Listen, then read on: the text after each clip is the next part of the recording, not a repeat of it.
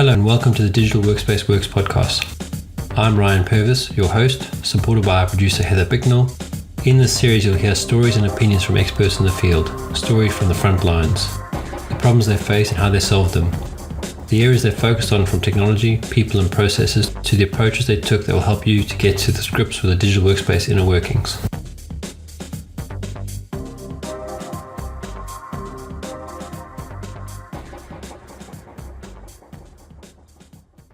I'm Alex Clifford. I run a business called Logic Digital.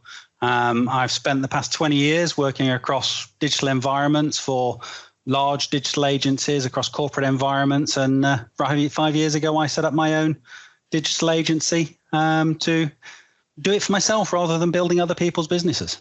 And what is it your agency does? Primarily WordPress, but we we do all of the normal kind of WordPress and website design and development, SEO, PPC, social media marketing. Where we like to sort of start off, though, is helping people first understand that not everyone can buy their products. Where is their real customer base? What are their personas? How can they better communicate with them? How can they kind of really understand and recorrect what their value proposition is, and then put that across in a consistent way, so that we're not just joining the bandwagon. We're not just sending out more of the same messages and just trying to hit the numbers. We are actually trying to create something that grows. A company I particularly like to type and work for is a company where maybe they're already winning work. They're still growing in different things, but maybe that work they're winning is not really where they see their future or where they want to be. And it's really about helping them identify really the type of work they like doing, they earn the most money out of, or works best for their future business direction, and then helping them get that onto a vision plan and a roadmap to start to take them towards it. That's great. And I'm assuming with the pandemic, you saw a lot of businesses that were sort of brick and mortar having to pivot to more digital means. There is. I mean, there was a lot of people just did the old panic of switch everything off and stop doing everything and just remove budget. So, we like a lot of businesses lost a good portion of our client base because, their bricks and mortar environments were shut down. But we also gained a lot of business from people that realized that, while they couldn't go out and meet people, they could translate their businesses online and do, particularly around sort of the training environments, move from classroom to online basis, move their courses and content online, and the other benefits and facilities that would give them. And then, like we mentioned with a lot of the kind of sort of profile work that we do as to helping companies sort of raise their profile or demonstrate their expertise or experience, it's about kind of sort of taking that to the next level and showing them how they can improve that online. LinkedIn's a great example. Most people's LinkedIn profiles are a CV, and even if only 10% of the connections they've got on there are people they can actually sell to. So it's starting to turn that round so that it actually talks about the value add they give to other people, and then connecting them with the right target audience so that they can demonstrate their expertise and hopefully then use that as an opportunity to create conversations. So we like to start off with asking our guests to provide their own definition of digital workspace. I don't know if that's a term you come across often in your work life, but if you could give us your opinion on what that term means to you. It's something we were really lucky with as a business. So we were quite, I suppose, in some ways traditional in the fact that we had an office. We all came into the office every day and we all sat there, and we liked that sort of collaboration and communication. But when things like lockdown happened, we were pretty much able just to pick up our machines and just go home. And we've been the same sort of ever since. But it means for me is really it's about easy access to each other. It's easy access to the information, notes, files, things that we need to run our business. It's about being visible within activity as well. So see what's happening without pestering people all the time or constantly having to chase them for updates or write lots of wordy contact reports and task lists and to-do lists, but have a look at those and then really checking the status. We use Microsoft 365 through Teams.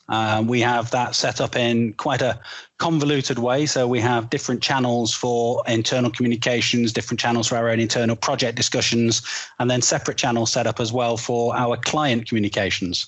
But what that means is I can take a very simple 10,000 foot view across internal team collaboration or client collaboration, sort of look at the sort of tone or what's happening or some of the challenges people are doing, or if someone's having to constantly chase someone for something, and look at really where the bottlenecks are within the business, and then prioritize my time as to actually, well, I'm going to go and solve this bit now and focus on that, not just chase around the things that I think are important. It sort of helps feed that information to me. Did you find quite an easy adoption from your customers to switch over to something like Teams or Zoom if you used that to begin with? No, Teams is a little bit awkward in the process. We've got a number of clients that wouldn't use anything else, and that's great because, you know, all of the collaboration and communication was in it. Previously, before Teams, we were using, you know, a culmination of Slack, Skype, Google Hangouts, and everything else around it, which meant that our information and the continuity of information or the conversation was fragmented. Trying to move everyone across to Teams is not always an easy process, but once they get there and once they sort of see the benefit to it, then it's great. I think there's a little bit that Teams needs to do in making the different sort of team.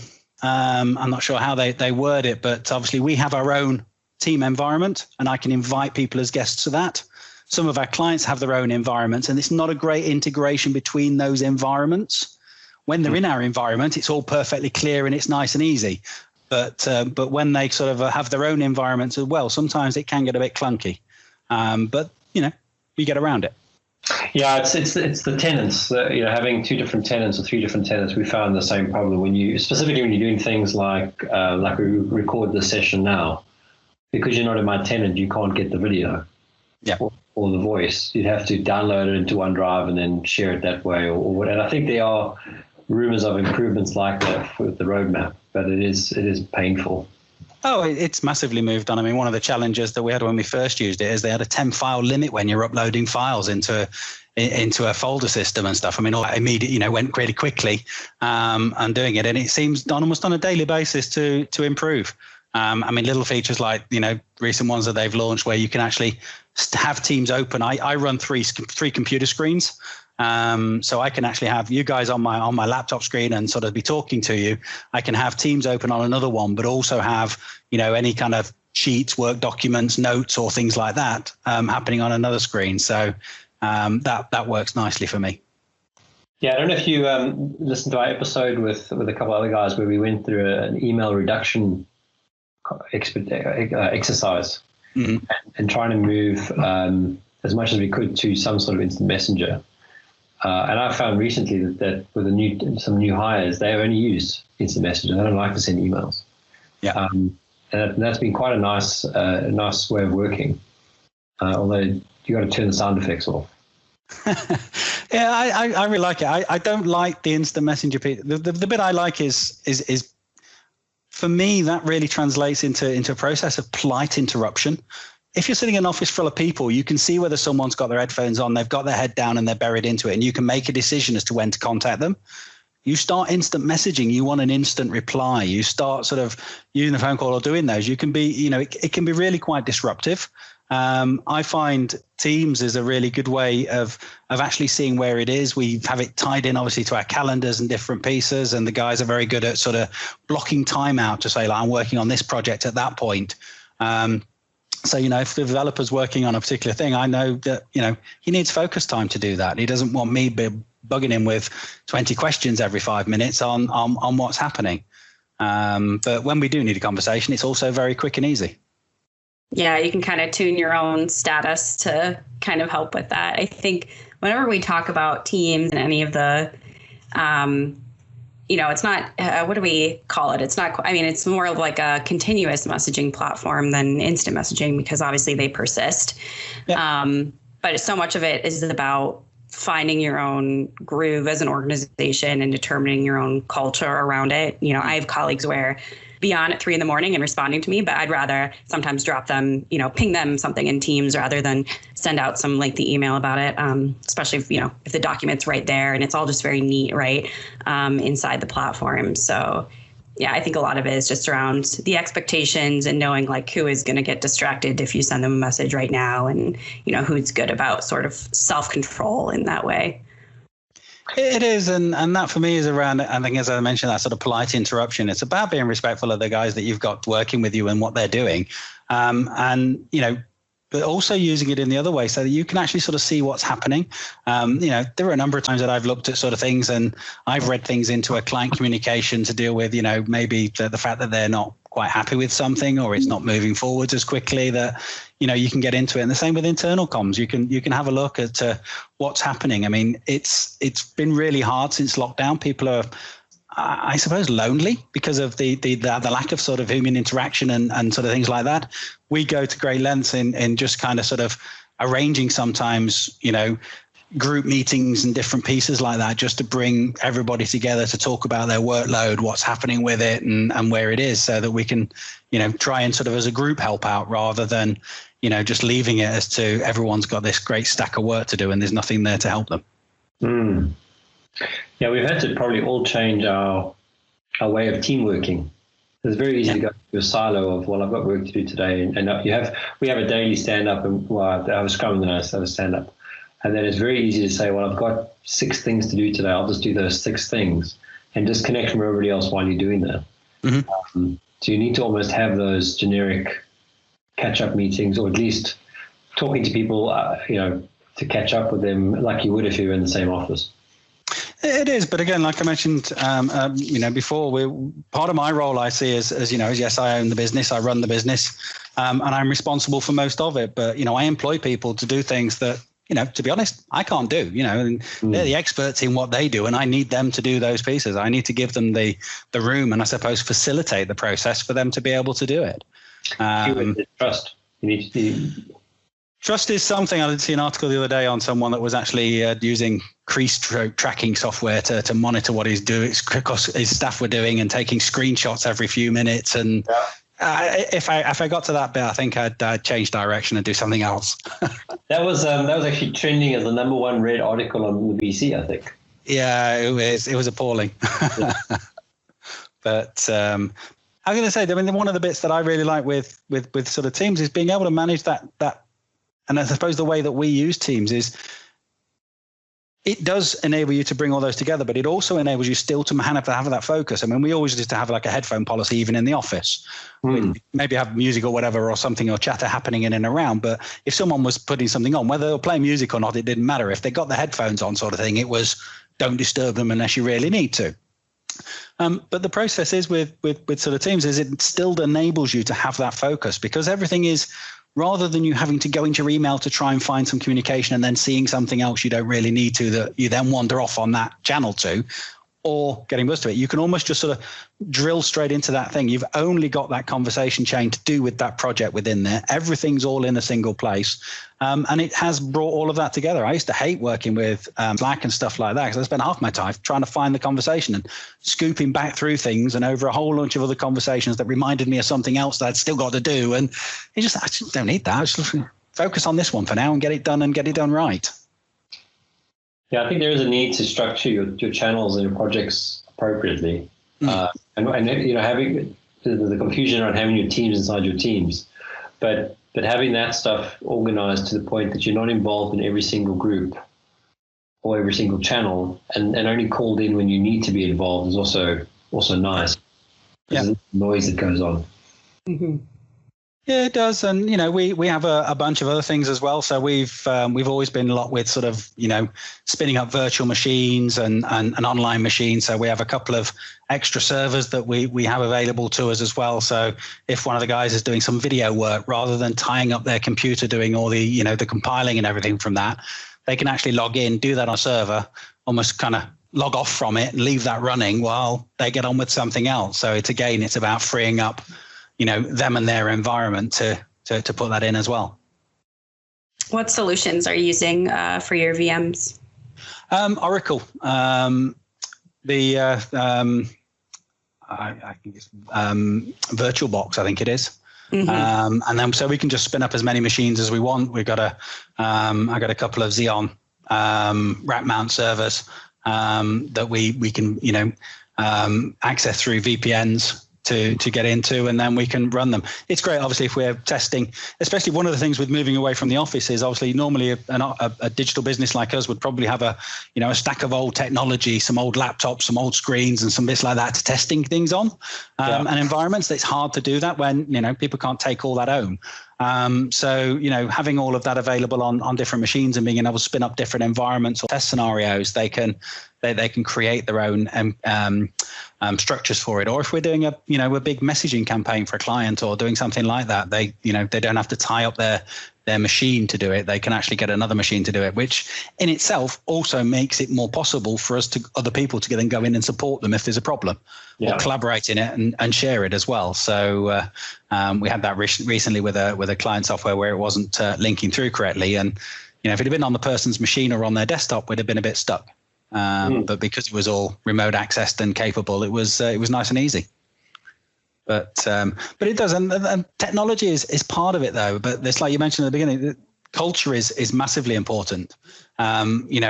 We in the office had sit-stand desks. I'm sitting down at the moment, but I could stand up.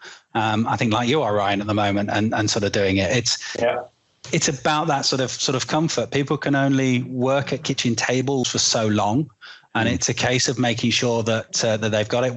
Everybody in the office had dual screens. Yeah. Half my guys at the moment have gone back to single screens. That's a benefit. In some ways, they seem to find it easier. But I think it's about managing their own home environment as well, because having to connect and set up dual screen environments and keep moving them off the kitchen table is just not great. And I think as businesses like ours, we need to start having a look at, if we are going to not go back into an office environment, how we can actually start to give some of that back to them. And I spoke to a couple of people recently where they are actually looking at providing staff with incentivized loans or discounted loans to help them make some home improvements to do it. Yeah. I'm quite lucky. I had this cabin at the bottom of the garden before lockdown. Well, I've had it for about 10 years. I think until March, I overwintered my fishing here while I was sorting the pond out. But the benefit is that I was able to move in here. I've now got this all network cabled up, powered up and everything else. I've got 4 desks in here. So I've tried to create a space for them to come if they need to get away from that kitchen table for a break. So they can actually sort of come and sit here and work here as well. So we actually have choices and options because, as a business, I've given up on the office at the moment. We're only in a shared office environment. It didn't make sense keeping it on, especially as we were doing so well, all working remotely. And as our business is, although we have a UK team, we also have an Indian team as well. So, we're used to working in that sort of international environment. And it's been good. Yeah, we're very similar in that sense. So we've also given up our office. Our lease runs out in December, but none of us have gone into that office, barring picking up things that we want either to use at home or when it comes to packing up the office, we want to make it easy to pack it up. Yeah. And we've worked with our teams. We've had developers in many countries. So, from a tech point of view, it's always been a case of working remotely and distributed because, your cost of resource and your expertise are global. They're not located just in the UK. Yeah. When with your shared office space, you're very lucky to have I'll be honest, when I look at the video now, your office looks like a proper office. You say it's a shed at the bottom of the garden. I didn't expect till you said it. But are you expecting, when you say using a shared office, are you using something like a Regis or a WeWork or something like that? Or the shared office we had was a building called the MBV Enterprise Centre. It was I think originally started off as an incubator, but just actually became a very, very nice shared office environment. It met with a lot of things that I wanted to do. So we've done a number of apprenticeships and things like that. It was also on the tram line. So, we did a lot of kind of sort of younger people when we first started off as well. So that fitted with us, but it was, just a nice, comfortable environment where everything was provided. And it meant that I could leave people in the office as well or have them opening up the office. The difficulty with this place, obviously, is it's in my back garden. They're not having the front door key, unfortunately. It makes that a little bit more difficult. But do you think this fully remote mode will be sort of a continual thing for you, or do you see some sort of move back to the office eventually, or like, a hybrid model where people come in for a couple days and go home for a couple days? Or what are your thoughts there? Well, that's what we've kind of set up. So I have set this up so that I can have, 3 of the team in here with me at any time, and all socially distanced, which is quite nice. The benefit from that then is that we may go back to an office, but I think it'll be more of a large kind of open office sort of space, rather than, where you have fixed desks as we used to, and everyone had their own set of drawers and everything kind of set up. It will be more of that client collaboration kind of post-it note workshop session space rather than anything else. I mean, I've tried to do some of that with the whiteboards there behind me and stuff, because again, we are doing that virtually at the moment. So either through Microsoft whiteboarding and stuff like that and different tools, but in some ways it's still not the same. Yeah, I definitely think we're moving back to that sort of mobile worker. Your backpack, and your backpack is everything you need, and you can just work anywhere, anytime. Providing your connectivity to work. It is, but I mean, it's like most of my career I've spent traveling. I wish I'd kind of been able to do some of this remote working and video working and everything else as much. I wouldn't know so many airports and lounges and different spaces like that, or spend so much time waiting for planes and through delays. But this is not really that different to it. I used to have to pack into a bag all of my post-it notes, my whiteboards, all of the pieces, and actually take them out and then run the sessions remotely in client offices. So really, the only difference is the fact that I can't shake the hand now. Yeah. And that bit has worked well. We do have to look at, sometimes how long we spend in front of the screens. So creating those and actually making, work sometimes is stressful. So sometimes making that a bit more fun. As a business, one of the things that we had, which was, this sort of 2 meetings, we have a meeting in the beginning of the week, which talks about what we've got on that week for people to help out. And we have one on a Friday, which is just called, Yay, It's Friday. And really the whole process of that is there is nothing negative in that meeting. I do sometimes have to send a note out to get people to start thinking of positive things that have happened in that week for them to bring up in the meeting. But it's just kind of a fun Mickey take way to kind of finish the week off and get everyone into the weekend. That's quite cool. I quite like that idea, because as I say, we do the daily ones, but there's the feeling now that it's a bit monotonous. So maybe we'll steal your Yay Friday meeting idea, 4:00 on a Friday drinks meeting.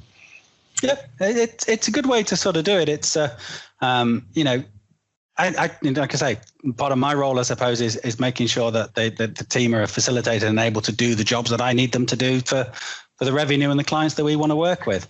And part of that is their own kind of sort of mental attitude and where it is. So that's why we've kind of had the structures that we've had, because that's what works from the team. I'd like to say I've had all those ideas and I've put them all in. I've just allowed them to do with the bits that I kind of agree with and can benefit with it. It's, a lot of the systems that we use and the tools and the processes are actually come from the team, and giving them the freedom to set those up. Yeah, I guess we've heard from a lot of our guests that, this whole work-life balance and knowing when to shut off and all of that has been a huge challenge. So I think it's really important to set up that time to focus and reflect on positive things that have happened, because it's so easy right now to just, keep your nose down and just like work through all of the challenges that all of us are facing and all of the ways that our jobs have changed and just our normal activities have been impacted. Yeah.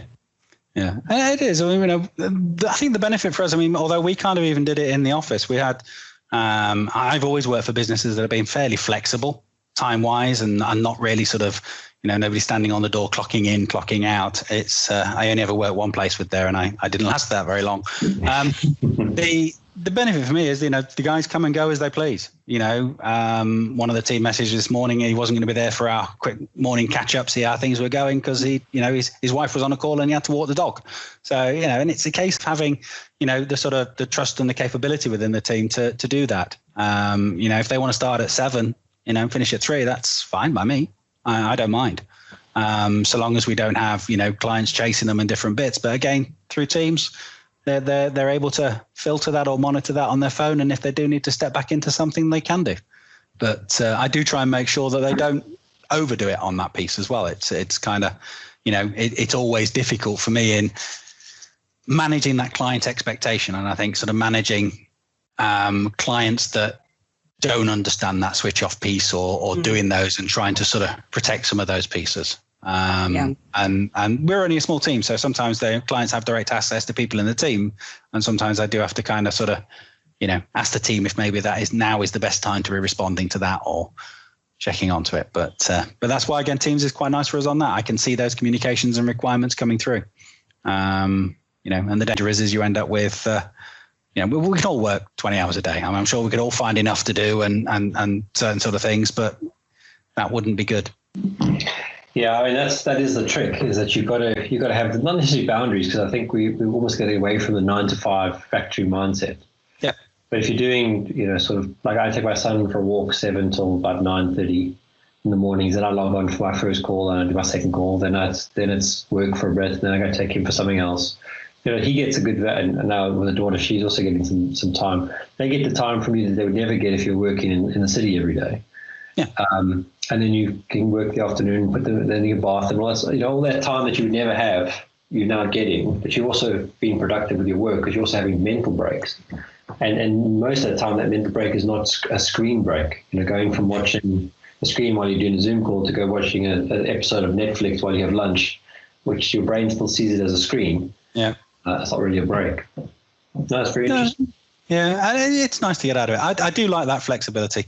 I think going forwards, the workplace is going to be very flexible regarding on sort of, even location, days of the week people work.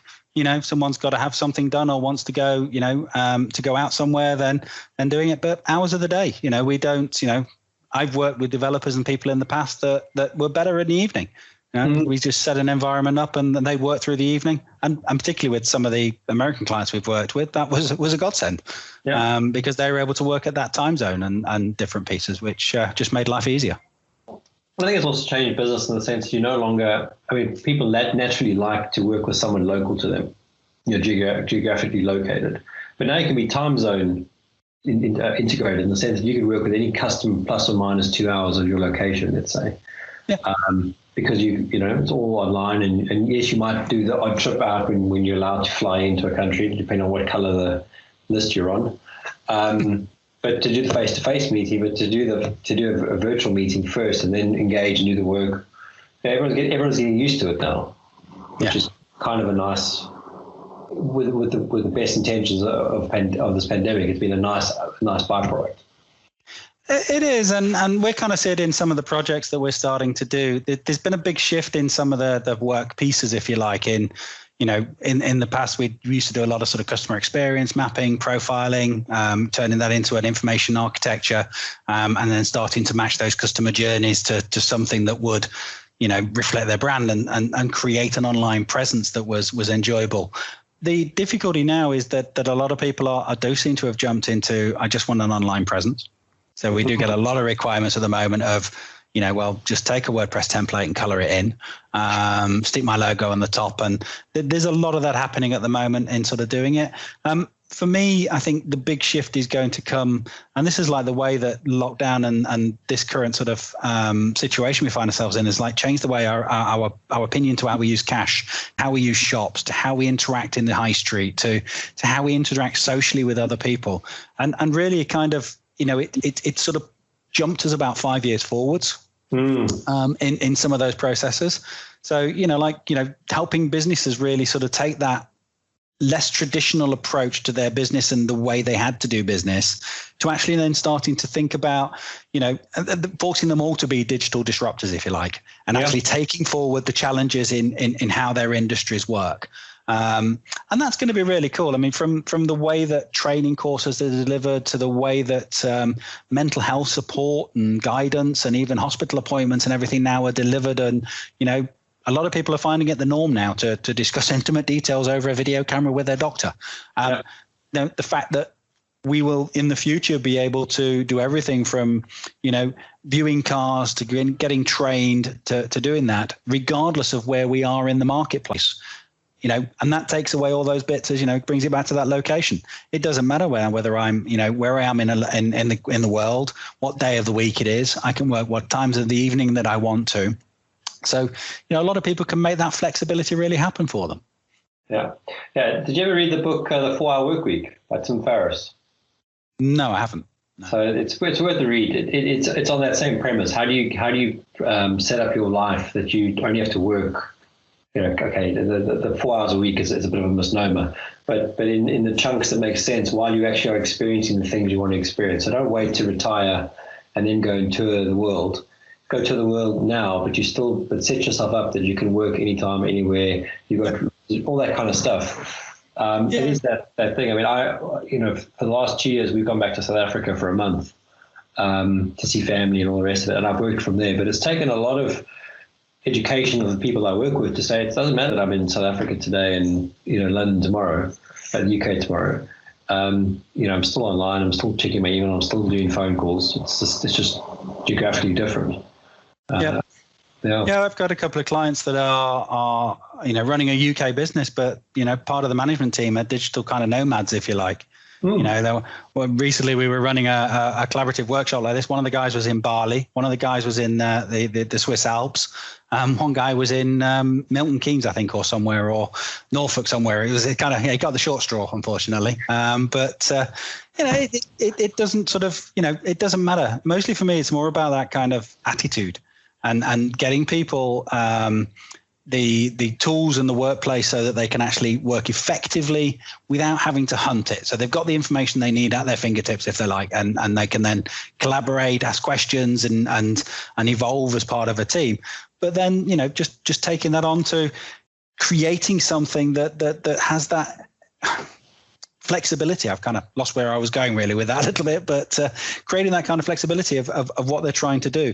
The speed now that we can sort of, and we always used to talk about sort of rapid prototype development and proof of concept and stuff, but the speed of what we can do that now, rather than, even now waiting for, me to come back and write a brief up to give it to a team and then arrange a meeting with them and doing it, and just doing that now in a completely collaborative environment.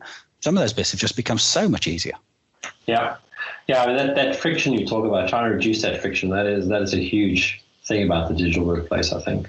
You look at this anecdotally when the lockdown kicked in, and there were so many companies that had no business continuity plan besides going from one site to another site. Who had the same problems. Now they had to go and issue a whole bunch of laptops they didn't have to users, so they weren't socially distanced, they could lock down. I mean, I think for a lot of organizations that if those first 2 to 4 weeks were probably a nightmare, whereas other organizations that had planned for this sort of thing, using virtual tools, virtual desktops and all the rest of it, probably just flicked another switch or just reduced capacity to increase capacity, reduced load to increase capacity, and everyone carried working. It's about that friction. Well, so when you were saying about future work, so there's a book that I'm going to reread again. It's called The Shift. Okay. I'm trying to get hold of the author. I read it a couple of years ago, and your analogy of the person, being in Bali, another person being in wherever, that's how she sort of starts the book. Is that you wake up, get out of bed, but instead of you joining your conference call as you in your pajamas, your avatar is joining the meeting, and you're having the conversation while you're brushing your teeth, but your avatar is in a suit and whatever, and you're doing the meeting. It's exactly. We were talking about this with a client recently, and again, I suppose part of the issue at the moment is we've helped a number of clients with what I would count as lockdown videos, if you like, where they're starting to do their own presence and take their own videos. In some instances, that's not quite right. We do a lot as a business, do a lot of content generation for the clients. And one of the bits that we're looking at doing is how we can actually use AI technology to support some of that. So where you can actually have it, and you can very simply now kind of sort of get yourself sort of digitized and say a few words and have it recorded. And then basically we can give that avatar a piece of content and it would read it almost as though you were actually reading it yourself and give you that content straight back in quite a personal way. The technology's got a little bit to move on in sort of doing it to be really usable, but I think in the right kind of sort of context and gimmicky or a little bit maybe sort of tongue-in-cheek way, and there's certain ways that we could use that really quite effectively and make it really easy to repurpose content. And again, that's something that we tend to do a lot of. So we'll create a piece of content for a client, and that piece of content might be a good piece of content on its own, but if you're looking at it from your own industry, your own challenge perspective, sometimes it's still quite hard for you to go read that article or read the whole article and understand really what you should understand from it. So we do a lot of, I suppose, in that same way of translating that. So we will take that article and then reshare that out or promote it to certain people and tell them why it's important to them and what they should get from it, or almost in the article where they should get that information. Because, it's the classic case, isn't it? It's if you were sitting across from a client now and they asked for you for a case study, you wouldn't just give them a document which was a case study. You would say, here is a case study or a white paper that we've written. Might not seem completely relevant to you and your industry on the first point, but actually it was important to you for these reasons. Yep. Or have a look at, section 4 and paragraph 3. Then there is actually a process or a similar challenge that we solved for another client. But to give them a 20-page document and hope that they find that paragraph is just impossible. Have you seen that from the Open AI institution, GTP? I think it's the GTP library, which is or solution, which is an AI engine that they basically set up to. It consumed a whole bunch of articles, and then it wrote its own article. And the people that were reading it couldn't. They had a test group, couldn't actually tell the difference between the article that was written by the robot versus the human one. And basically, I could almost see it being the same thing. You take a whole bunch of your materials, and you ask, and you set it up to write the article that is the summation of what you're looking for to give to that customer, which is nice and personalized, but it doesn't cost you, too many man hours to deliver that content anymore. Okay, sounds really quite interesting. We've done a number of things like that in the past. So one of the projects we did last year was about sort of keeping data current, and there's always a range of. So you give a sales team a whole bunch of PDFs and content to send out. Yeah, it's very difficult to police that process and to make sure that they aren't still sharing content you gave them a year ago that's sitting on their C drive that that they're still sharing out because it seems relevant to them, but it's maybe got 2 version iterations or has been improved in certain ways. So we actually created a system that held that as almost like a centralized knowledge library, but then provided the sales team with a shareable link. So rather than them sharing out a PDF, for example, we lightened the load via email, or if they were sharing it via social channels, and made it simpler for that by just giving them a shareable link. But then everybody that went to that, it didn't matter whether you had that link 2 years ago or yesterday, you got the most current piece of content that was relevant to it.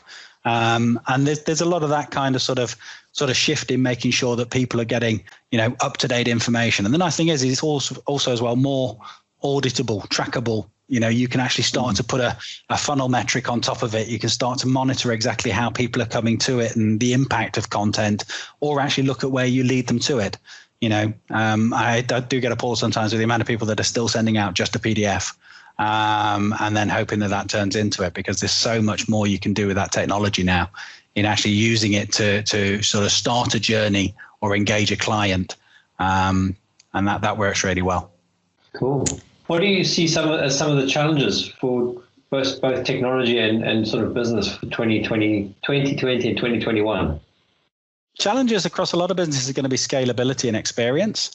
One, in sometimes getting them to be as familiar with technology like Teams that we are, because a lot of our clients, that isn't their core business. And while we can talk about how great and easy that Workspace is, if you throw lots of different tools at them and different processes, it can become quite difficult. And again, as you mentioned, if I give them access to my version of Microsoft Teams, if that's not what the environment they're familiar with, sometimes it is still a struggle to get them to update it. They don't see the updates. They don't have it sort of coming in. So there's still a culture shift in sort of bringing people up to that point. And we're constantly almost training people on how to communicate with us as much as everything else.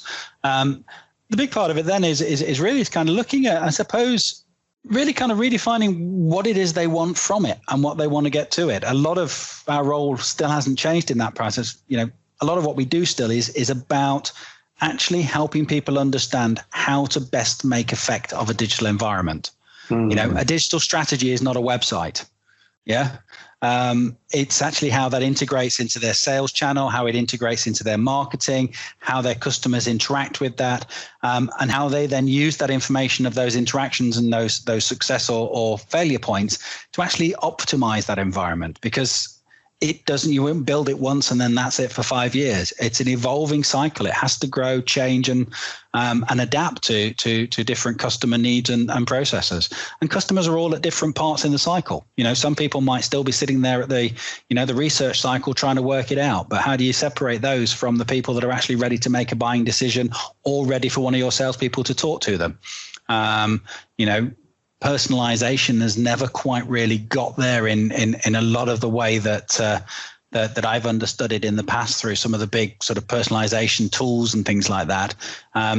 But if you do set up sort of lead scoring and lead benefit processes onto clients, it can help you really kind of identify back to, because this person's done these 5 tasks, there's a higher possibility that they're more interested in doing this, or at a right point in their own knowledge base for us to talk to them about this.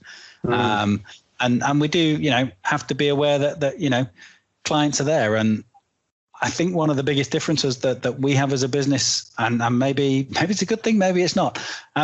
We don't always do what the client tells us. I've yet to find a client that can always brief us perfectly. And I always hate that process where a client, I want a website. How much is it? We don't know. What does it really need to do? How does it need to look? Well, we've got a brand. No, you've got a logo and maybe a little bit of a design system. How do we actually create that into an experience? How do we then start to put that in and help your customers identify better with your value and your proposition of what you want to sell them, rather than just a features and function set? And I suppose that's the kind of process. I do see part of our role as a business in guiding clients on which bits actually need to be there. I'm a big believer in the process of sort of, I suppose, growth-driven design, which is a case of, we'll work out what the end point needs to be, but we'll keep building it in small stages and through and analyzing that against an agreed measurement framework, so that we're not going on this process. Well, we'll build the world and then everyone will come to it. We're going to sort of set it out and use interaction successes and different dynamics to actually work out which of the features and functions we build next. And I suppose we need to take that personal vanity of what we want to do out of some of those pieces. How do you balance that sort of priority versus impact? If we tend to sort of, with any project, is play the futures game. So in the future, what will that mean to me as a business or to my customers, and how will they be able to do something or interact or do something on my business? And once you have that, you can then button that back down to a set of features and function sets for your own project delivery. And then it's just a classic process of running through that with a, I suppose, a Moscow rule or an effort to cost timescale calculator, that you start to prioritize things. And rather than going away then and doing a 3-month build, you come back with a new build at 3 months, with a year's build, you come back at 3 months with, here is the first iteration. Let's now roll these pieces out and grow that, learn from it, improve it, take it on to the next stage. And you actually create this evolving cycle rather than sort of boom and bust that happens with a lot of big digital projects. Yeah, that's the dream, a continuous improvement project or approach, as opposed to fire and forget almost. Yeah. And that's the, to use that analogy you've got, it is about aim then fire rather than fire then aim. Yeah. And taking that in a controlled process. And if you can get a client that works well within an iterative cycle, you can set up, we've done it with large financial institutions with 2-week sprint cycles, and building functionality and testing it and challenging it and then taking it out. Most clients will probably work on a 4-week sprint cycle, fits nice for us as a business, into a monthly billing cycle and sort of a budgetable process as well. But it also means that, the trick sometimes, like with any optimization, is not doing everything all at once, because then it's harder to analyze which bit worked. But if you can actually sort of build them out in different stages or test and challenge different pieces, I suppose it's like a grandiose plan of A/B or multivariate testing. I have sort of a bit of an off the wall question. So if you don't, I don't want to put you on the spot. So if you don't have an answer, we can just cut this out. But I'll say no now then, shall I? Sure, we can just move on. No, but I've noticed a few companies undergoing some major, web rebrands, logo rebrands, sort of like refreshing their whole image during this time. So the two that come to mind for me are Intel and Citrix, who both just released some new logos and web redesigns. So I'm just wondering if that's like a trend that you've seen in your industry as well, or if you have any idea, why now, or if it's just a coincidence that I'm noticing it on the tech side.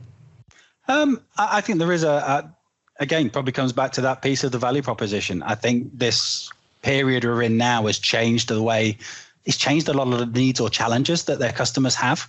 And I think they're probably reacting to some of that to either align or associate themselves better with them as a solution.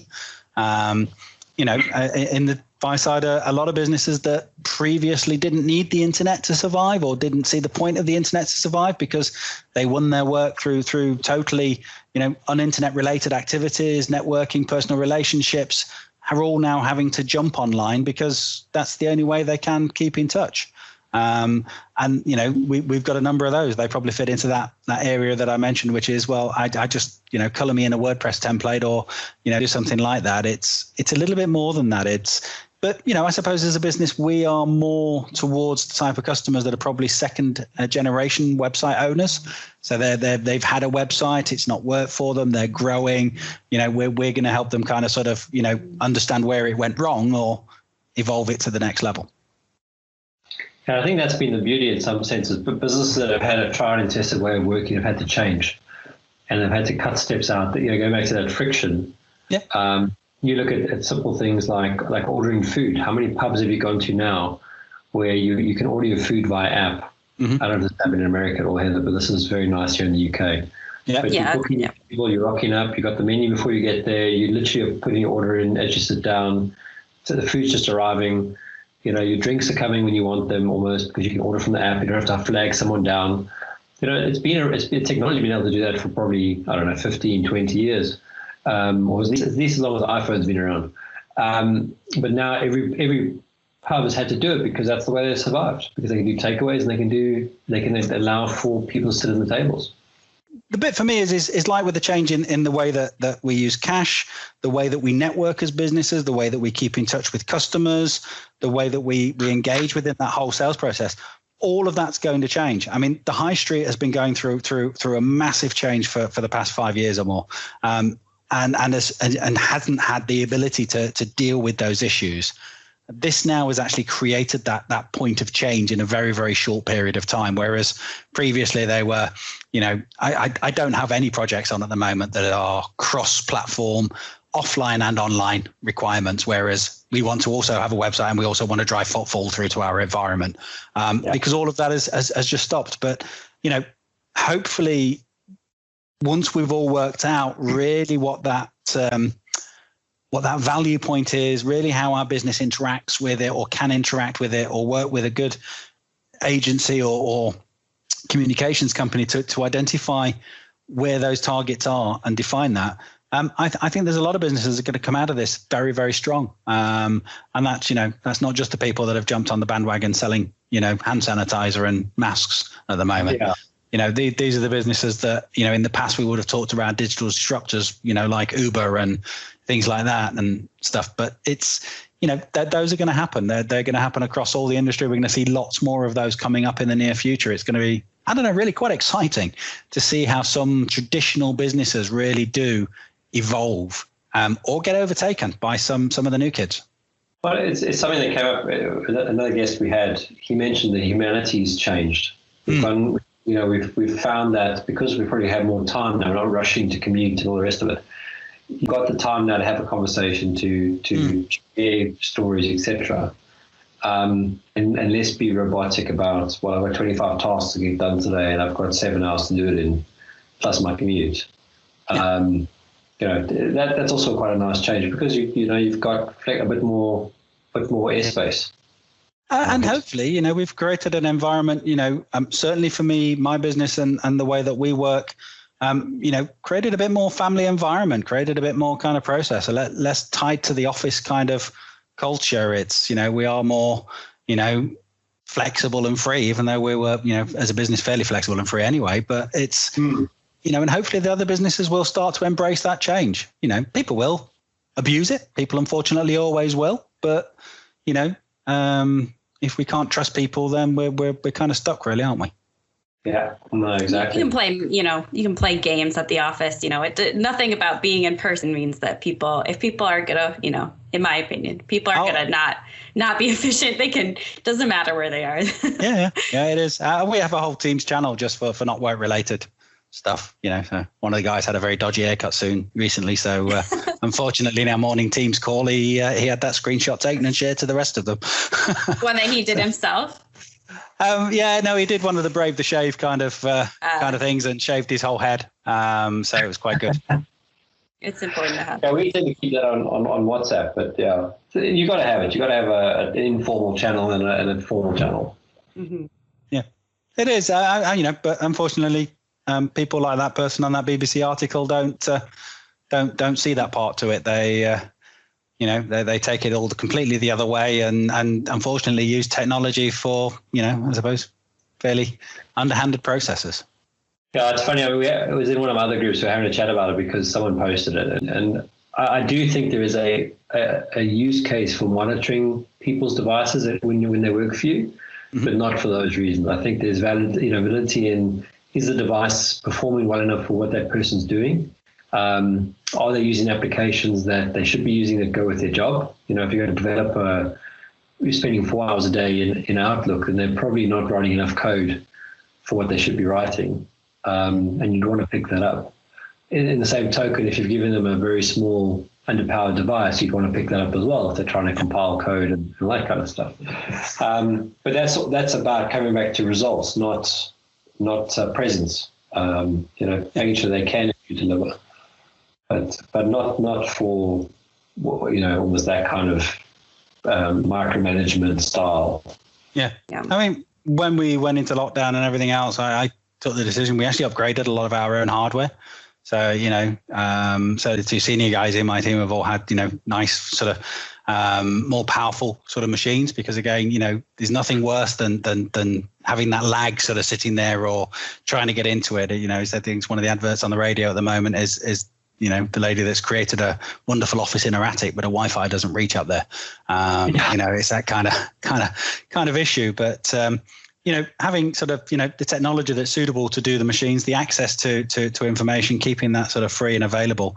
But we're also working with a client at the moment that is, I think, identifying who people are talking to and making sure that those are the right sort of things. So we're working with a client that is around sort of child protection. So rather than, and they're working at it and quite nicely have come at it from a completely different aspect to, whereas anyone can download net nannies and parental controls and stuff like that, it requires the parent to actually know how to do that and have access to the child's computers or phones to be able to do it, which is not easy. They're approaching it from another way, through the schools in the process that the child will be validated by the school as a child. So therefore, then that information then will be made available to the social platforms. So the social platforms to make sure that none of the content that is given to that child is inappropriate.